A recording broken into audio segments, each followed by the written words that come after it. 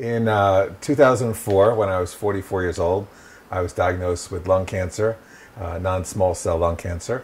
I had a pneumonectomy, which was the removal of my right lung, followed by chemotherapy. 2 years later, I was diagnosed with a brain tumor in the back of my head, which was removed surgically, followed by chemotherapy.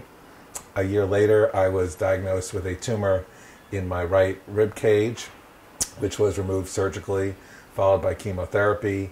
The following year, I was diagnosed with another brain tumor in the same area in my brain, and that was removed by gamma knife radiation. In 2008, I was diagnosed with multiple small tumors on my left lung.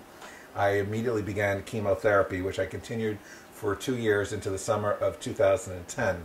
At that point, the tumors were stable, but they weren't disappearing. So my oncologist at New York Presbyterian recommended that I consider a new clinical trial that was being done by Pfizer for a drug called crizotinib. But you needed to have the ALK gene, so I had my tissue tested to see whether I was a candidate, and I came back as a match, which was pretty fortunate for me because only 3 to 5% of people have the ALK gene. So I joined the trial, and I was very, very fortunate because within a few months, my tumors began to cavitate and decrease in size. So I'm sitting here now 971 days later, and I'm happy to say that there are no active tumors on my lung. I take 3 oral pills in the morning, totaling 250 milligrams of crizotinib. I take 3 pills again in the evening, again 250 milligrams of crizotinib. There are minimal side effects. I personally have had none. What I learned from this is it's very important that the doctors archive your tissue so they have something to test when new clinical trials come along.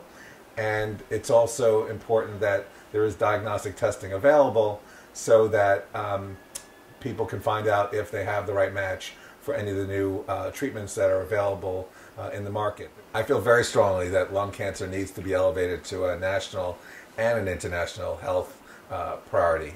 There's no question that lung cancer does not get the funding that it deserves, and I really believe that one of my responsibilities as a lung cancer survivor is to be an advocate for the 1.4 million people that have died of lung cancer since the day I was diagnosed. And for me personally, because of molecular testing and this gene-targeted therapy, I've been able to spend more time with my family, my friends, travel with my children, and go to the theater with my mom, and go to football games with my son, and movies with my daughter. And so it's really been a wonderful thing for me to have this time that I might not have had if it wasn't for molecular testing.